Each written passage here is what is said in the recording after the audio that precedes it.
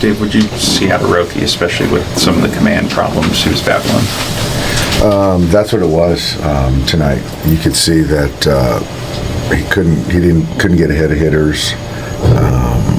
Didn't feel, there was no fastball command. The split he really didn't have feel for. I think he walked 4 guys, hit a guy. So, just the free bases, and even, with that, he's got count leverage on France and, hangs a slider. So could have even got out of that. But, I think overall tonight he just wasn't sharp. He had made strides in May. How surprised are you the last couple kind of been more progression for him? Yeah, I am a little surprised because there was such good momentum going on, but the last, I don't know if it was the last one or the one before, where it just wasn't, what he was doing in May. Hopefully we can get him back to, throwing the way he did in May.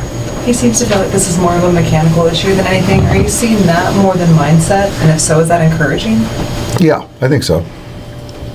I think that, I still think, I know that there's confidence in there, but, when you feel good and you don't feel good mechanically and can't execute pitches, then the results are walks and, 1-2 homers and things like that. But, I do think that we can kind of tackle this, the mechanic things that he's probably looking for right now. Going back to that Philadelphia start, it was the first one where he hit 100. I think he said he was surprised he was throwing that hard and that it kind of came together faster than he thought. Given how kind of quickly that kind of came together and almost kind of out of nowhere, even I think for him, are you worried at all that he might have, that feel might have just kind of come and gone? No. I'm surprised that he can't repeat it, start to start, certainly recently. But I do think that we unlocked something where the velocity came back.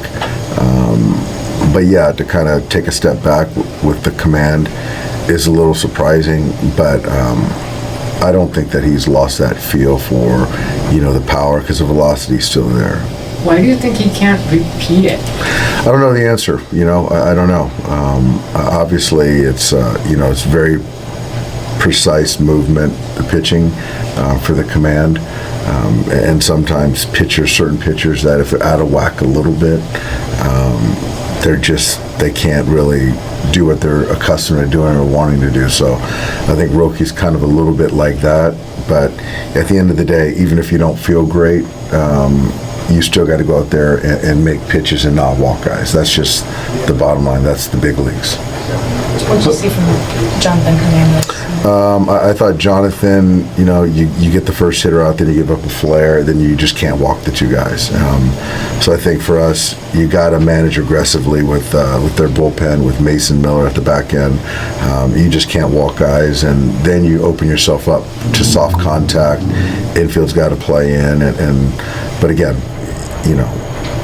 we needed to get Mason Miller in that game, and unfortunately we didn't.